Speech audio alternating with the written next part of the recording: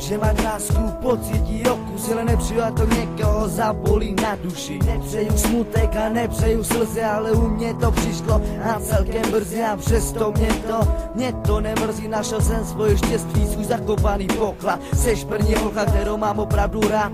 Prošli jsme si peklem a ne malokrát. Já vím, jsem kokot, ale nechci se tě vzát. Měla zpravdu, nevěděl jsem, co chci, ale teď vím tebe a poslední šanci. Budem zase dva, budem ty a já, budem se spolu smát, budem se milovat, trnou vedle sebe s úsměvem vstávat. Všechno bude OK, všechno bude dobrý. Ne, to přece nikdo neví.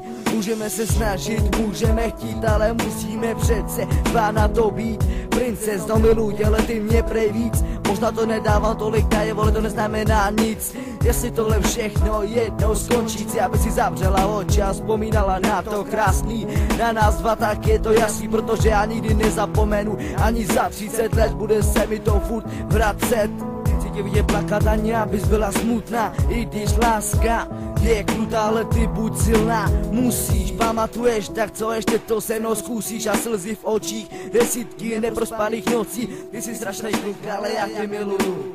Lásko, děkuju, nezapomenu na ten den, nezapomenu na březen, když jsem tě viděl. Ztratil jsem slova, neřekl jsem ani ahoj, litoval jsem doma, byla jsi jiná, drsná, hezká, přitom milá, výjimečná, moje malá slečna, které jsem netě ublížit, promiň, už mám takovej charakter, chceš mě, tak bera na nic více, neptej, vše přijde samo, tak čekej, ale nezapomínej.